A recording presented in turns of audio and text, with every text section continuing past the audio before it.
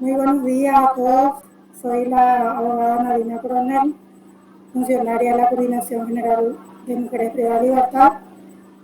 Me toca desarrollar el módulo 4 sobre el Plan Nacional de Tratamientos a Mujeres Privadas de Libertad. Y bueno, vamos a estar hablando sobre las mujeres.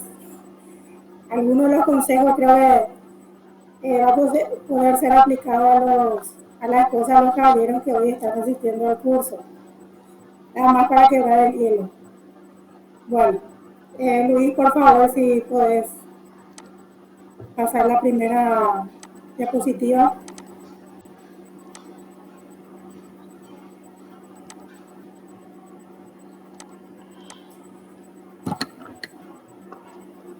Sí, el siguiente. El módulo, estos son los temas que vamos a tratar hoy. Los planes del programa institucional del Plan Nacional de Atención a la Mujer Privada de Libertad, los aspectos generales del tratamiento, el OTC y sus roles, la técnica de entrevista a los internos y las fases progresivas de las etapas de la ejecución de la pena y los beneficios penitenciarios. El siguiente.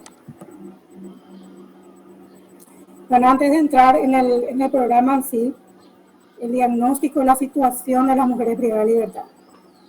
Actualmente nuestro país cuenta con 763 mujeres privadas de libertad, de las cuales 462 están procesadas y 301 condenadas. Evidentemente no hay una brecha muy grande entre las procesadas y las condenadas. No obstante, sigue siendo alto el número de personas procesadas, especialmente las que están mucho tiempo en prisión preventiva. El Centro Penitenciario de Mujeres Casa Buen Pastor es el que tiene mayor número de recluidas, que actualmente cuenta con 334. De alguna manera ha bajado la población del Buen Pastor, atendiendo que el año anterior estaban 500 o más privadas de libertad en el centro. Los delitos más recurrentes son la violación a la ley 1340, que estamos ahora en el 45% aproximadamente. Esta estadística también bajó porque habíamos llegado a casi el 70% de personas, de mujeres privadas de libertad por el tema de tenencia, comercialización o tráfico de estupefacientes. También en los otros tipos de delitos está la violencia familiar, que fue cobrando también mucho protagonismo en los últimos tiempos, y luego robo, hurto, homicidio, estafa, secuestro, la porción más pequeña de la torta es el secuestro. El perfil común de las mujeres privadas de libertad a nivel país, y puedo decirlo también a nivel regional, es la baja escolaridad, la pobreza, familias disfuncionales y las adicciones. Eso no solamente se da en Paraguay, sino también en otros países como Argentina, Brasil, o sea, todos los países de la región. La dificultad en el sistema penitenciario femenino, radica en la falta de infraestructura, por un lado. Cuando hablo de infraestructura, no solamente me refiero a la capacidad que tiene el centro penitenciario o los pabellones de mujeres, en el caso de las penitenciarías del interior, sino también la adecuación a las necesidades que tiene la mujer. De muchas situaciones que los varones no la tienen. Voy a citar uno de ellos: el agua, el sanitario, la cocina. Las mujeres utilizan mucho más esto que los varones. Para empezar de eso, ¿verdad? Nuestro país aún no tiene una prisión específicamente con enfoque de género. Creo que también a nivel regional lo tenemos, y sería muy importante y un paso muy imperioso ya también tener una penitenciaría con enfoque de género que tenga en cuenta las necesidades especiales que tienen las mujeres. Y en eso también están los niños que eventualmente permanecen en prisión con sus madres. Luego están la separación efectiva de condenados y procesados. En Buen Pastor se pudo hacer esto realidad en el año 2016. Si bien aún no se puede abarcar la totalidad de las condenadas, sí hay un sector de condenadas denominado libertad. También aún no se puede hacer la separación de reincidentes y no reincidentes, que sabemos que es muy importante también. El tratamiento de adicciones, ni hablar. Eso es algo, una deuda de años que aún no podemos solventar de alguna manera y que es lo que crea la mayor cantidad de problemas dentro de las penitenciarías, no solamente de mujeres, también de varones, pero de mujeres. La salud mental es tan importante tratarlas, porque sin eso realmente no estamos trabajando en reinserción. El hacinamiento, la convivencia, las adicciones, problemas mentales y problemas relacionados a los hijos son lo que más, el problema más acuciante que tiene el sistema penitenciario femenino. No obstante, a pesar de la cantidad de mujeres privadas de libertad, aún siguen siendo solamente el 5% de la población en general de personas privadas de libertad. Siguiente, Luis, por favor. Aquí está el dato estadístico de las mujeres privadas de libertad en cada centro penitenciario y cada pabellón de mujeres de las diferentes penitenciarías regionales, como también del régimen semiabierto o dar una oportunidad. Siguiente. La posición de garante, porque es tan importante el trabajo de la agente penitenciario y de todos los funcionarios en general que trabajan dentro del sistema, porque tenemos una tarea muy delicada, porque somos, por una parte, el Poder Judicial nos entrega a una persona para privarla de su libertad por el motivo, por la causa que tenga, pero nos constituimos como garantes de todos los derechos que no quedan restringidos por la privación de libertad, especialmente en lo que atañe a la vida y a la integridad física del interno, o de la interna en este caso. Eso creo que es la tarea más importante que tenemos, de brindar la seguridad de que esa persona va a salir ilesa o con vida del sistema penitenciario. Obviamente que no sea una muerte por causas naturales que no podemos evitar, pero las muertes bajo custodia siempre son muy, muy atacadas por los organismos de derechos humanos. Entonces es una delicada función la que nos compete, y en ese sentido es lo que establece que somos garantes, que tenemos una posición de garantes frente a las personas privadas de libertad.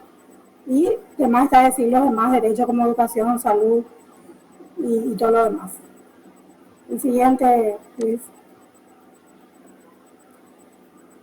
¿De dónde viene el Plan Nacional, el Programa Plan Nacional de Atención a Personas privadas, a Mujeres Privadas de Libertad?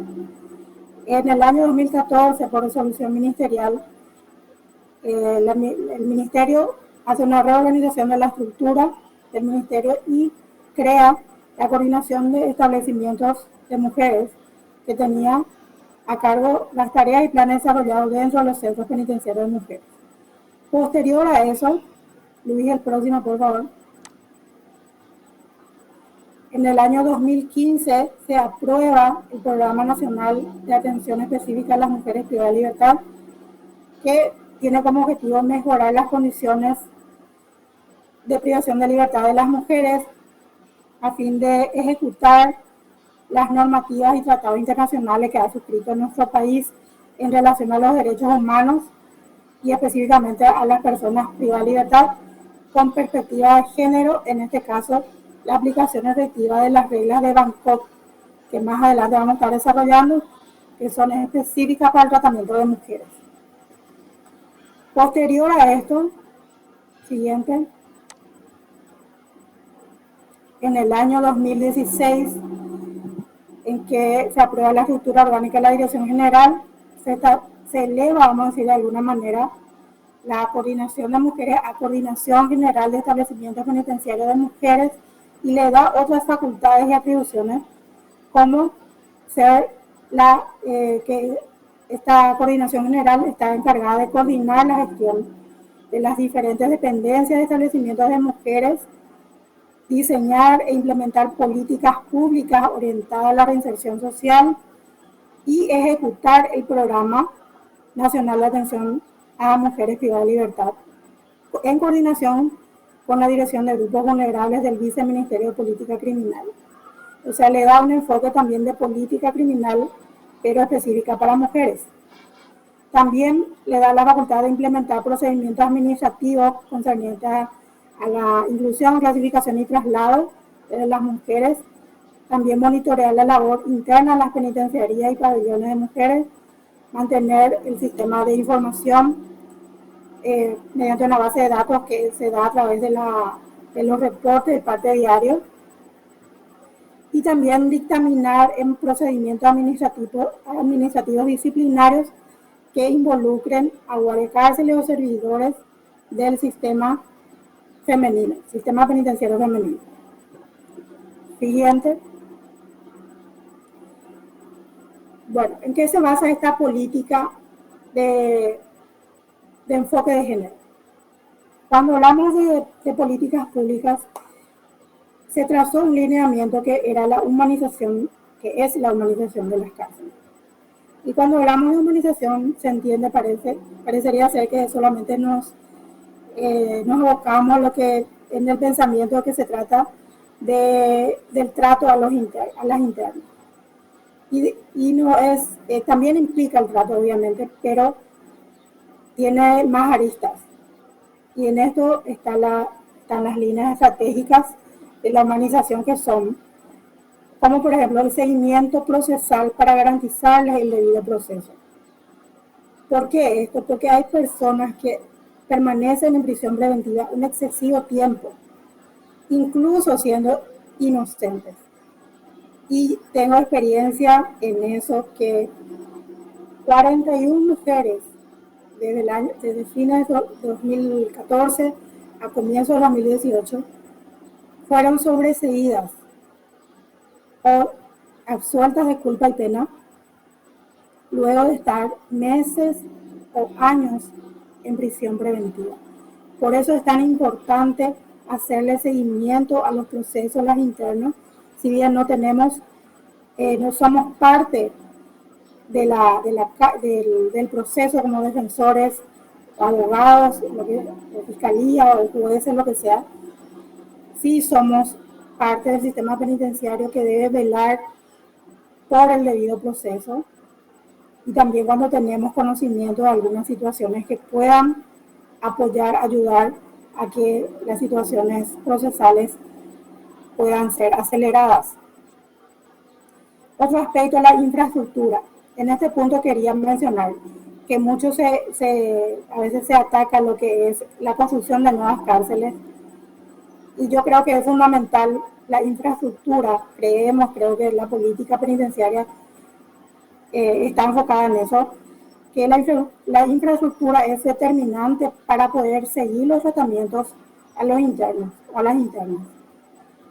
Sin una infraestructura adecuada es imposible, sin lugares apropiados, diferenciados para los reincidentes, para los no reincidentes, para el crimen organizado, un sector de máxima seguridad, un sector donde estén las personas que tienen problemas con adicciones o trastornos mentales.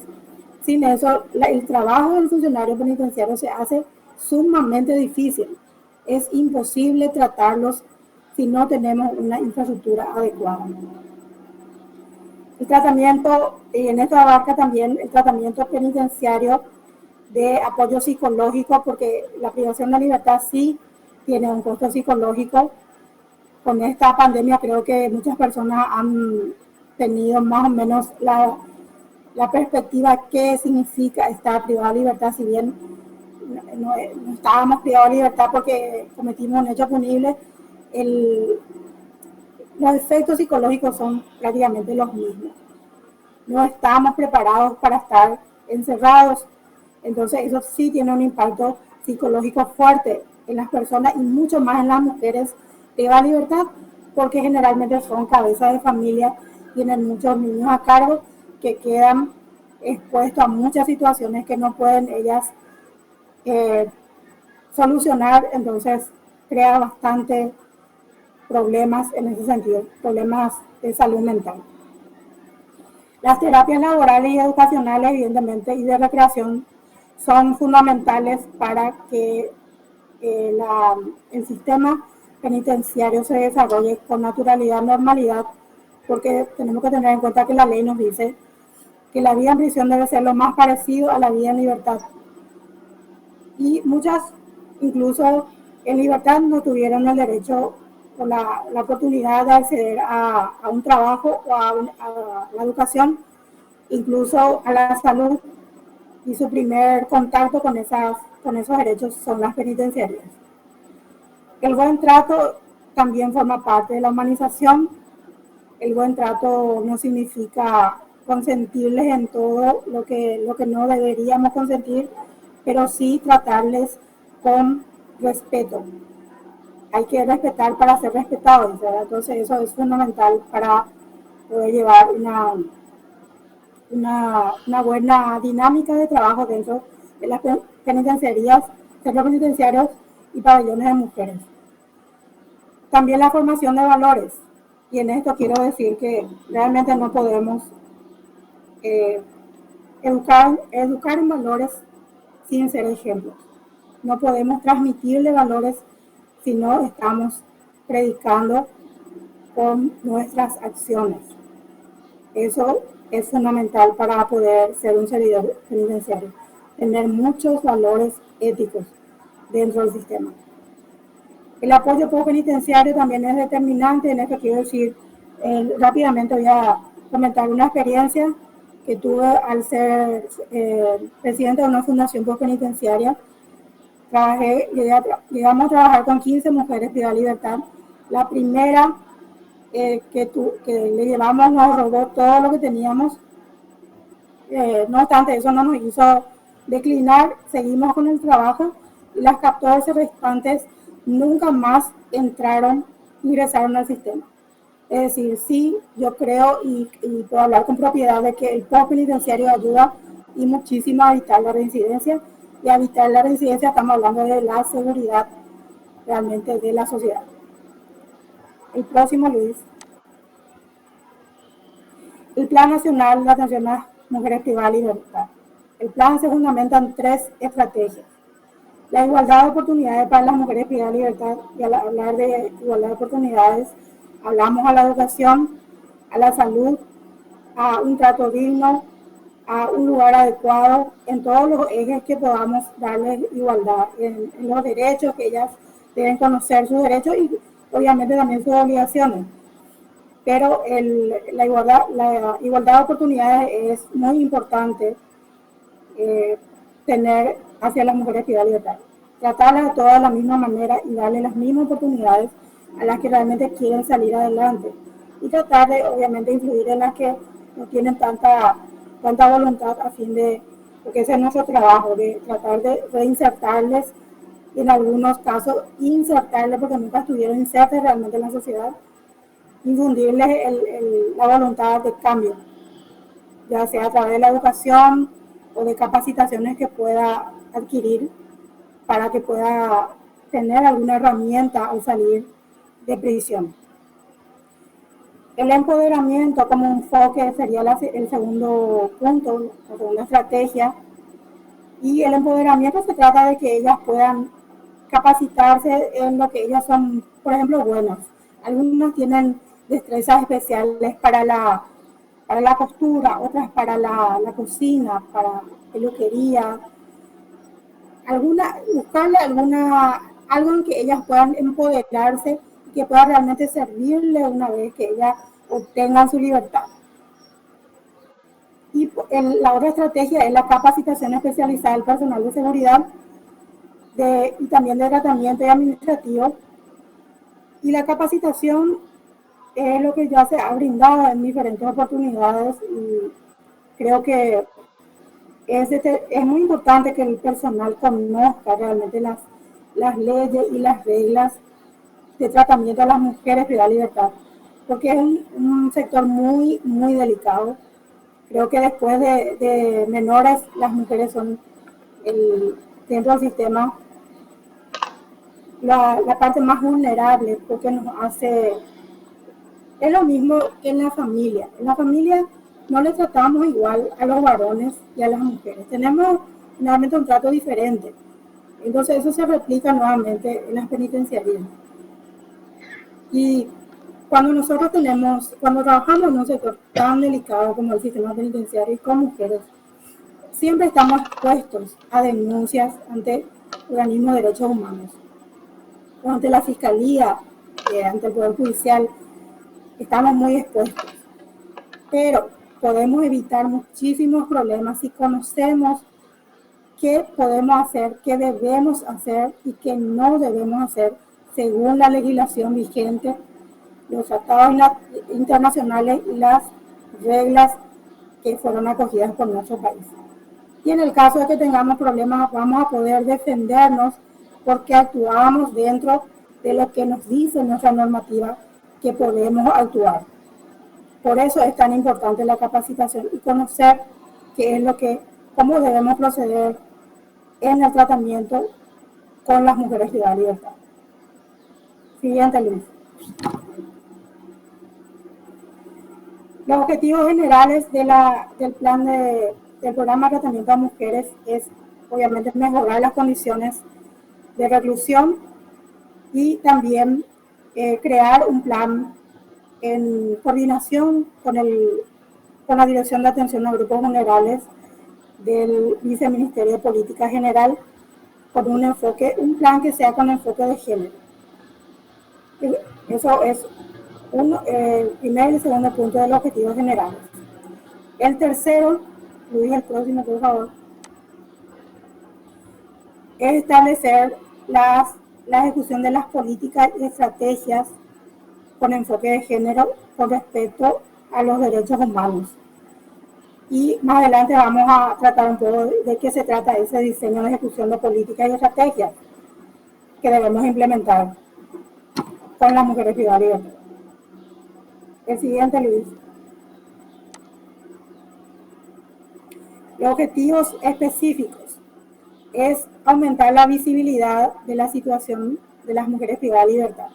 En este sentido, traigo a colación que el año pasado, fin de año, se alzó en el Facebook del Ministerio de Justicia una campaña que estuvo también involucrada el Ministerio de la Defensa Pública, en que personas privadas de libertad, mujeres entre ellos, daban sus testimonios de vida a fin de sensibilizar, de que la gente conozca cuál es el trasfondo del delito. ¿Por qué las mujeres privadas de libertad pasaron por situaciones X que cualquiera podría eventualmente estar en esa situación y fueron privadas de algo tan importante que es la libertad? Algunas dieron su testimonio a fin de llegar a la sociedad. Sabemos que esto no es automático, debe ser una campaña constante, permanente y perseverante a fin de romper, vamos a decir, el estigma social que es muy, muy fuerte hacia las personas que están recluidas. El segundo, lo de promover las articulaciones de organismos del Estado, empresas, organismos, por ejemplo, el Ministerio de la Mujer, el Ministerio de la Defensa Pública, como le mencioné anteriormente, apoyó al Ministerio de Justicia justamente con esta campaña. Y solamente con articulaciones con otros ministerios y también con la sociedad en general, realmente podemos decir que estamos trabajando para la reinserción. Porque si el Ministerio de Justicia realiza todo el trabajo, pero una vez que ellas salen afuera, no son acogidas favorablemente por la sociedad, difícilmente podamos dar una respuesta realmente positiva en el sentido de que esa persona pueda tener una nueva oportunidad al salir de prisión. El tercer punto sería proponer a los organismos competentes a través de organizaciones integrantes actividades de capacitación. En este sentido, creo que la Senat siempre ha apoyado al Ministerio de Justicia a brindar capacitaciones en áreas que nos compete, como ser las adicciones y también el tema del tráfico penitenciario, que siempre es a la orden del día, ¿no? Es una lucha constante y permanente del sistema. Y también otros organismos que siempre están apoyando, como los bomberos y también el Ministerio de la Defensa Pública y los jueces de ejecución, que en algún momento también brindaron capacitaciones para los servidores públicos del sistema penitenciario. El siguiente, Luis. También proponer y realizar acciones para conocer la situación de las mujeres privadas de libertad y sus necesidades. Por otro lado, implementar en coordinación con otras autoridades programas de capacitación y desarrollo de las mujeres privadas de libertad. En ese sentido, este año debería haberse hecho, esta pandemia truncó de alguna manera un trabajo con el Ministerio de Acción Social que iba a ser muy importante porque se les iba a dar un primer capital semilla a las personas que ya están a punto de egresar. O sea, se les iba a capacitar y luego dar un pequeño incentivo económico a fin de que ellas puedan iniciar un trabajo o una pequeña empresa a fin de que puedan realmente insertarse o reinsertarse a la sociedad. Ojalá el año que viene se pueda realizar esta tarea de trabajo que no se pudo dar por la situación que vivimos este año. También capacitar al personal penitenciario que trabaja en los centros penitenciarios en los ejes de salud reproductiva, normativas internacionales que ya mencioné, vamos a enfocar más adelante, que son las reglas Bangkok de tratamiento específico a mujeres privadas de libertad. Y generar los registros estadísticos de mujeres que participan en las actividades de reinserción en los centros penitenciarios. El siguiente, Luis.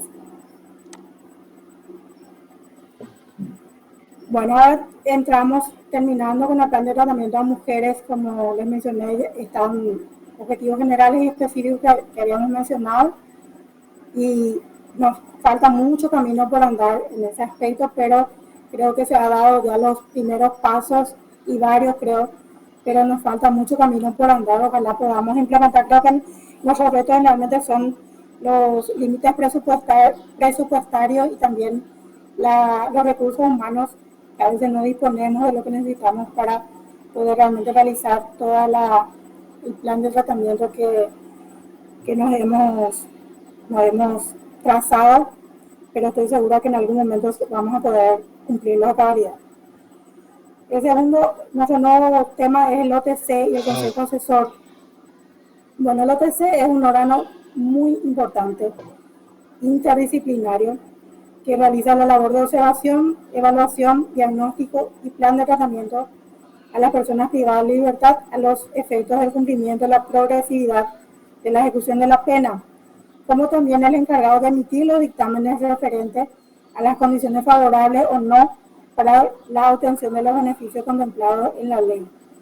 Por eso es un órgano bastante delicado del sistema que debe trabajar realmente coordinado y con mucha transparencia, sobre todo, porque generalmente los jueces atacan de poco fiable los dictámenes del OTC. A mí particularmente, me tocó el año 2014, la ley de ejecución era incipiente, teníamos que ver cómo aplicar, cómo conformar el organismo, o sea, sabíamos cómo conformar, pero cómo hacer los dictámenes. Y creímos pertinente que cada área tenga un dictamen específico y en base a los dictámenes de cada uno se logre llegar a un consenso final que sería el que se elevaría a los jueces de ejecución. El siguiente, Luis.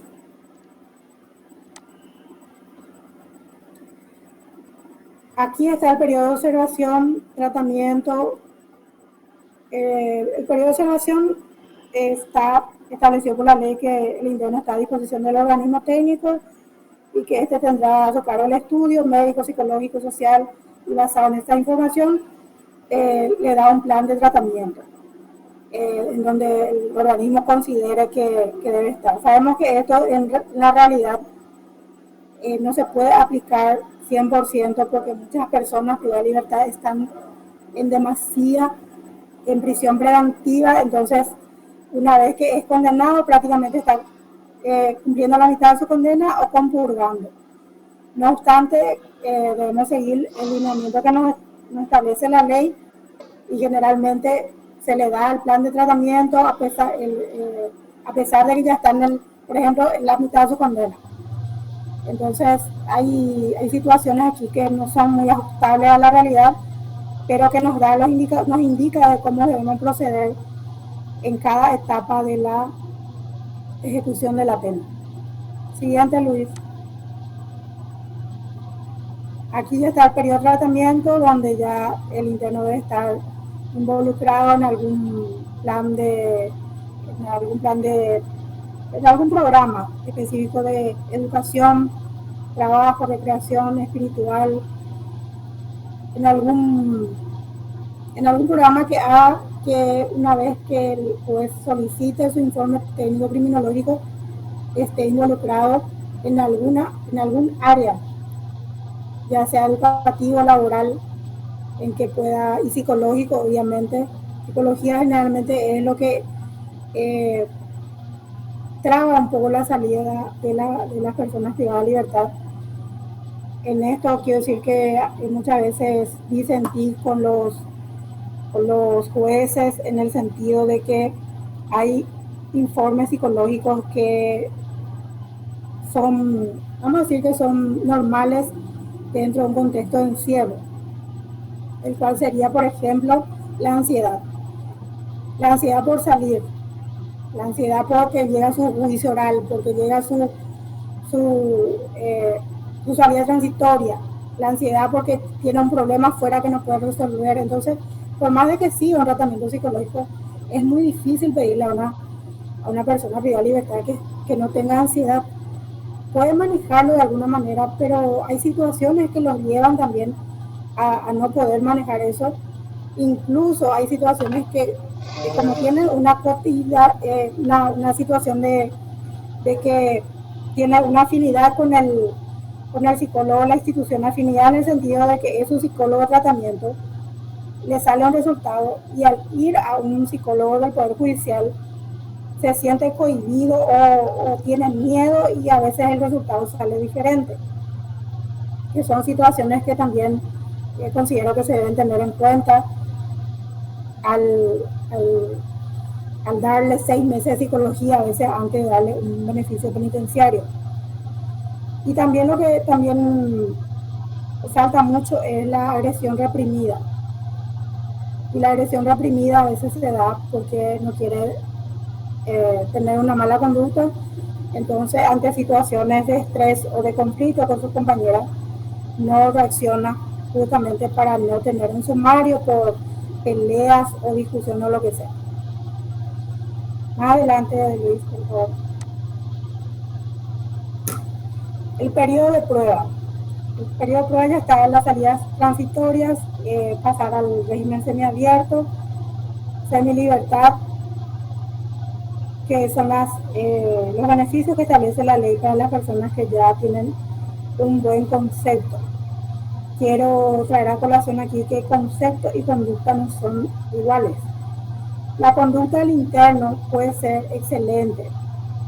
Puede ser una persona que nunca tuvo falta de respeto hacia el funcionario penitenciario ni a sus compañeros, como que está en todos los programas de reinserción, pero justamente en el informe social, menciono esto porque nos tocó esa situación, el informe social no es favorable, o sea, no tiene dónde ir, ya sea porque la familia no le quiere acoger o porque el entorno donde se va a ir no es propicio. Entonces, teniendo toda la conducta favorable, el concepto llega a no ser favorable, justamente porque lo que la salida transitoria, por ejemplo, el fin de la salida transitoria es afianzar los vínculos familiares y sociales. Y si esa situación en específica no está, eh, no está propicia para eso, aunque lo demás esté, lastimosamente no puede tener un buen concepto para el beneficio de la salida transitoria. El próximo. El periodo de la libertad condicional también es entrar a tallar el informe del organismo técnico. Ya es para la puesta en libertad prácticamente con condiciones, obviamente, reglas de conducta que el juez establece, pero siempre es con informe del organismo técnico. En este sentido, recuerdo que la jueza Sandra Silvera en alguna ocasión me había, creo que iba a ser una de las primeras que iba a tener libertad condicional, una interna, y me pregunta si realmente considero que esta persona iba a cumplir la regla de conducta. Y le respondí que esto realmente nunca se puede dar un 100% de seguridad. No podemos nosotros dar 100% de seguridad. Sí podemos establecer que dentro del contexto de encierro esa persona desarrolló una buena conducta y tiene un buen concepto porque todo lo demás también está ajustado a lo que nos exige la ley. Pero no podemos dar un 100% de certeza que esa persona va a cumplir a cabalidad una vez que esté fuera del contexto de encierro. Eso quería nada más especificar, a modo que ustedes también en algún momento, si alguien le hace esa pregunta, puedan establecer que nosotros lo único que hacemos con los dictámenes del organismo técnico es hablar de lo que la persona es dentro del contexto penitenciario. Una vez que ellas salen afuera, ya no podemos decir que sí tiene grandes chances de reinsertarse a la sociedad, pero no garantizar un 100% esa situación. Siguiente, Luis. En esta parte ya está de quiénes son los que conforman el organismo técnico, que tiene que estar constituido por mínimo por un psiquiatra, un psicólogo, un trabajador social, un educador, un abogado y otros, dice. Y ese otros, nosotros le habíamos involucrado a la jefa de seguridad porque es la que más conoce la conducta de las internas, a modo que ella sea la que dictamine cuál es la conducta que tiene esa persona y pueda estar eso en el informe que se eleva a los juzgados pertinentes. El siguiente, Luis. Bueno, acá habla del consejo asesor, que es también parte del organismo y que hacen parte personas que son parte del tratamiento penitenciario. Y generalmente también están tanto en el consejo asesor están también la gente que está en el OTC. Entonces están involucrados a veces capellanes también o monjas o sacerdotes de la iglesia en algunas ocasiones, no en todas.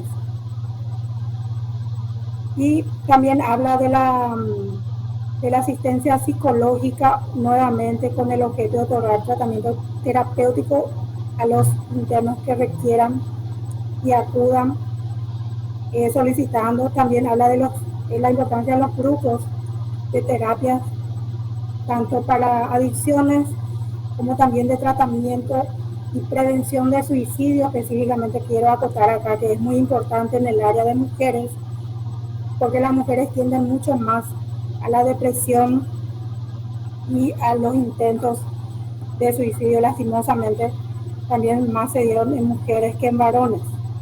Las mujeres son más emotivas, necesitan más ser escuchadas, por eso es tan importante la escucha activa en los servidores públicos del sistema femenino. Escucharles y dejar que se desahoguen es una forma de contenerles.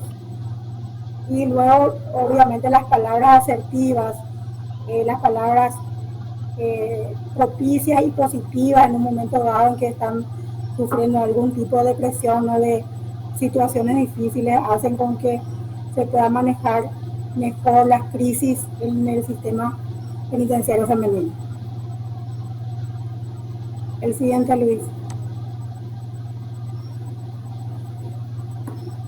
Bueno, aquí ya hablamos de las reglas de tratamiento a mujeres privadas de libertad que mencionamos anteriormente, las reglas de Bangkok, que son reglas de tratamiento específicas para mujeres privadas de libertad que se aprobó por la ONU en el año 2010.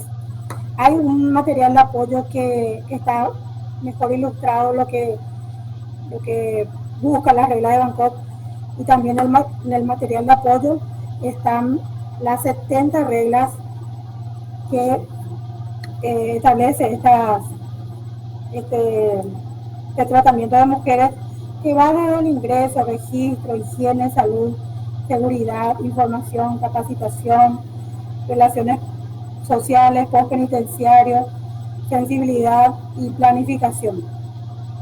Son 70 reglas que hablan de diferentes aristas y establece específicamente cómo debe ser el tratamiento a mujeres, que están, como le digo, en el material que se adjuntó a esta presentación, que está lo que se alzó en una plataforma que todos van a poder acceder.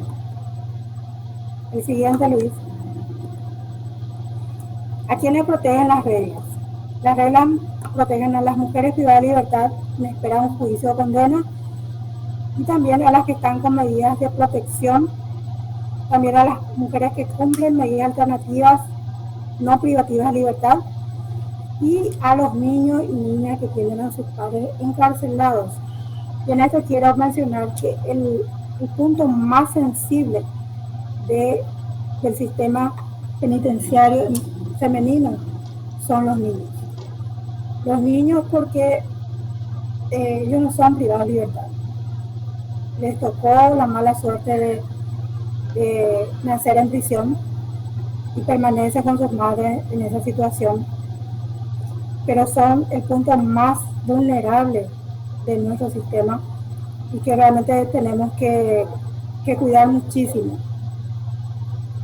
y valorar, en el sentido de que tenemos una responsabilidad tan grande de poder cuidar a seres tan inocentes y tan indefensos que están a nuestro cargo prácticamente, porque si algo les ocurre, obviamente seremos nosotros los responsables. Por eso es tan importante dar una respuesta inmediata a situaciones que tienen relación a los niños y a las niñas que están con sus madres privadas de libertad. También hay un material de apoyo que habla sobre eso, sobre el tema de los niños recluidos de otros países, que me pareció importante para los que quieran acceder al link y ver cómo también ellos se manejan. El siguiente, Luis. Acá habla justamente de la importancia de asegurar las necesidades de los niños y niñas que vienen a sumar en prisión, dando cumplimiento al principio de interés superior del niño. ¿Qué es el interés superior del niño? La legislación establece que este interés está por encima de todo, de todas las leyes, ya sean administrativas o penales. Este interés está por encima de todo. Y por eso les digo nuevamente que es por eso el punto más neurálgico y sensible del sistema penitenciario femenino: los niños que están con sus madres privadas de libertad. El siguiente, Luis. ¿Qué promueven las reglas? Las reglas promueven la realización de investigaciones y análisis para determinar las razones que llevan a las mujeres a delinquir y el efecto del encarcelamiento en ellas y sus familias, así como la implementación de campañas de sensibilización que tiendan a reducir la estigmatización. Y en esto es importante no solamente para esto, sino también para prevenir la comisión de hechos punibles. Porque cuando se sensibiliza qué lleva a una mujer a delinquir, cuáles son los efectos que causa este encarcelamiento, Obviamente que algunas mujeres que pretendían realizar hechos punibles pueden dejar de hacerlo. Por eso es tan importante la sensibilización y la información que tenga la sociedad de las causas y los efectos de la prisión en las mujeres, a fin de también tener un efecto preventivo, que es muy importante y que asegura que la sociedad también estará más segura. Y la estigmatización también evitar, porque de ese modo estaremos evitando un gran número de reincidencias. Si la estigmatización se deja de lado y se da la oportunidad a las personas que egresan de prisión a una segunda oportunidad. Porque a veces la escarcelación, con la escarcelación no termina la privación de libertad, pero no termina la condena. Por eso les insto a que siempre estén también realizando, como pueden, eh, informando a las personas que eventualmente ustedes contactan de la situación de las mujeres de la libertad y también los efectos que causan a fin de crear conciencia, porque eso también es parte de nuestro trabajo, crear conciencia a la sociedad de que si no dan esa segunda oportunidad, realmente no estamos hablando de seguridad. Bueno, hasta aquí es el módulo que tengo que desarrollar, espero haber sido, no haberme explayado demasiado, pero quise tocar cada punto que me pareció importante que lo abordemos. Y como un plus, eh, le pedí a la directora del centro penitenciario y estuve de acuerdo en estos tiempos. Es muy importante, creo que tener un poco, yo sé que muchas personas conocen, pero es importante abordar un tema bastante neurálgico en los meses de octubre, noviembre y se va acrecentando en diciembre. Luis, por favor, si podés, eh, aquí estamos hablando justamente de manejo de conflictos. En contexto de encierro femenino es muy importante el manejo de conflictos, porque el uso de la fuerza en las mujeres privadas de libertad debe ser el último recurso. En ese punto, las fuentes de conflicto generalmente son la distribución desigualdad de recursos, las necesidades que tienen en todos los aspectos, los enfoques de valores diferentes. El próximo, Luis, por favor.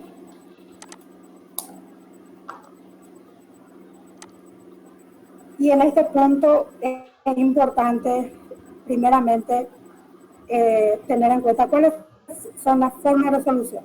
El primero es el poder. Al hablar de poder, hablo de imponer de alguna manera la autoridad. La autoridad y la decisión unilateral de la institución en algún conflicto que haya.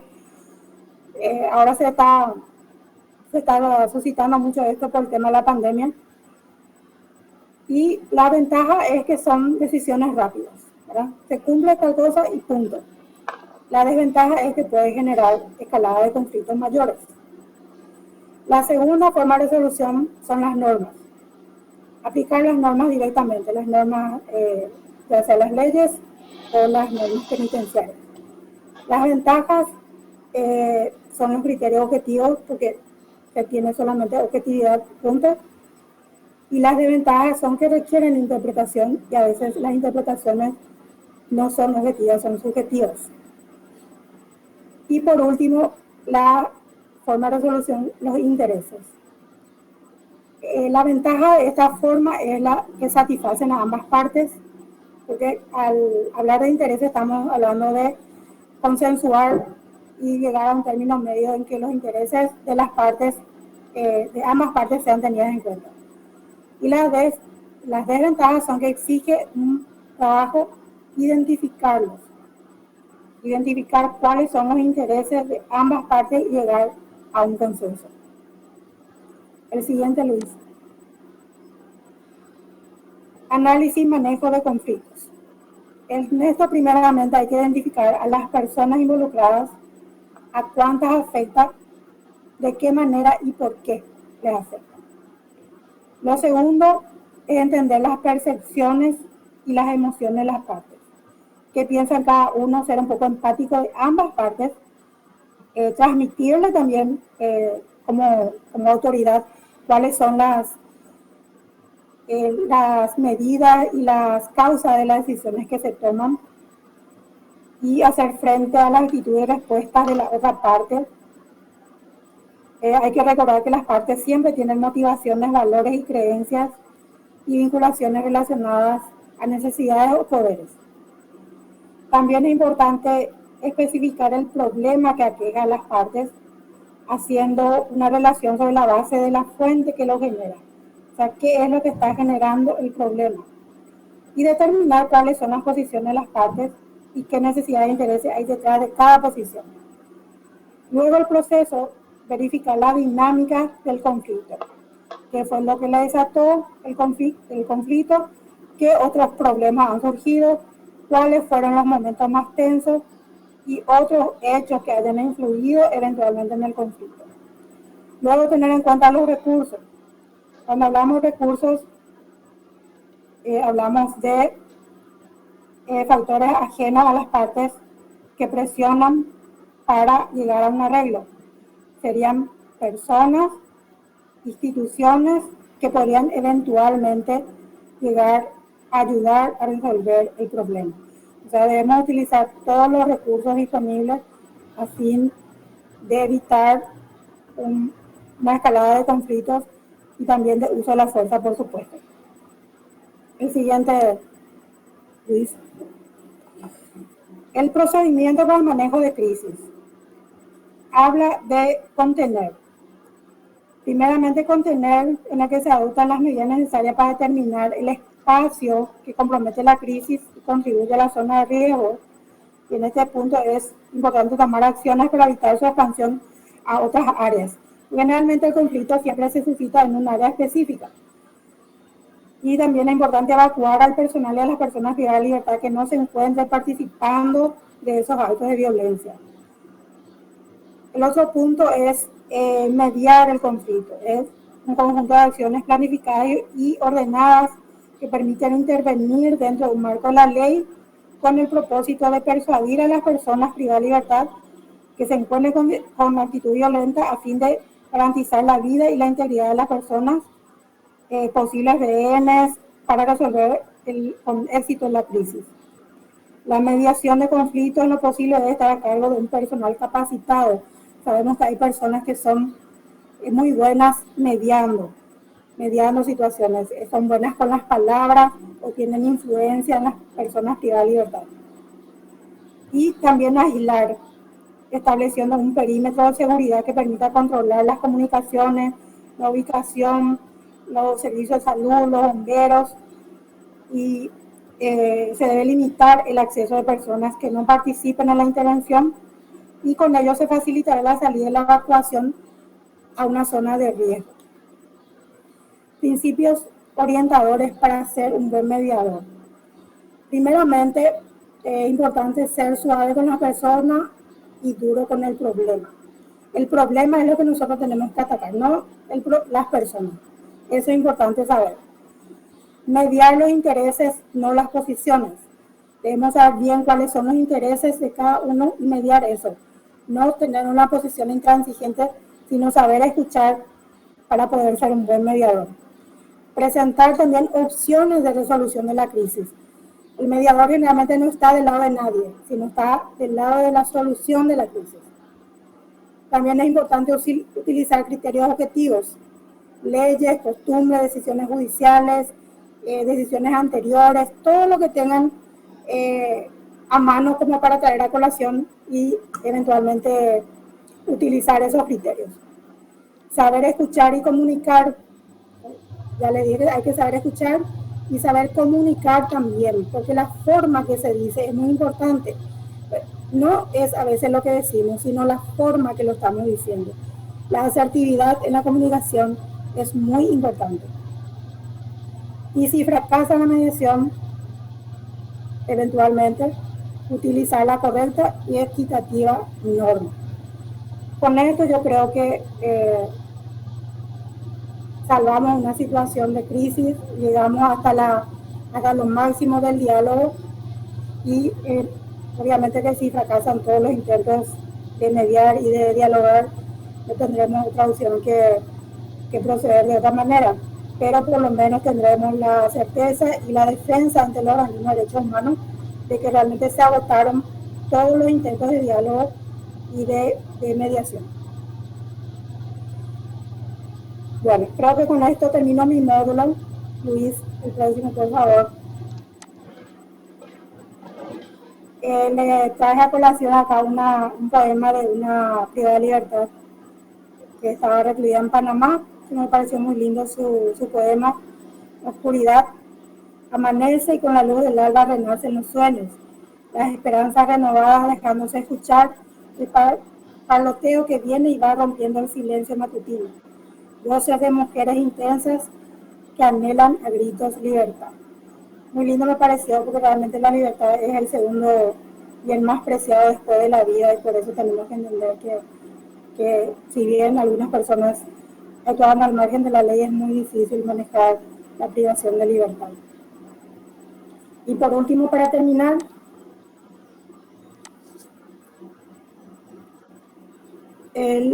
las penitenciarías son las llaves de la sociedad, pero las heridas no sanan con dejarlas de mirar, sino tratándolas. Esta es una frase acuñada por esta servidora, porque creo que realmente eso es lo que sucede. Las penitenciarías son las llagas, como digo, de la sociedad, pero escondiéndola o no mirando la realidad, creo que no trabajamos realmente en reinserción, sino vamos a contribuir a la seguridad de la sociedad cuando la tratemos y que todos los poderes del Estado estemos de acuerdo en que invertir en reinserción, porque nuestro problema es presupuestario muchas veces, en reinserción más, es invertir en seguridad. Evidentemente, eso es lo que considero que debemos hacer todos los servidores públicos, trabajar en la reinserción y en la inserción social y estaremos trabajando en seguridad de la sociedad. Y por último, el ejemplo, eso sí no sé, dijo una frase y me gustó, el ejemplo no es la mejor manera de educar, es la única. Y con eso creo que tenemos muy claro lo que tenemos que ser los servidores del sistema penitenciario. Ejemplos. Si no somos, realmente no vamos a poder reinsertar a nadie. Les deseo mucho éxito en esta delicada función y muchas gracias por la atención. Muchas gracias, Luis, por estar ahí ayudándome a grabar este video. Y bueno, nada más que muchas bendiciones a todos y gracias por la atención.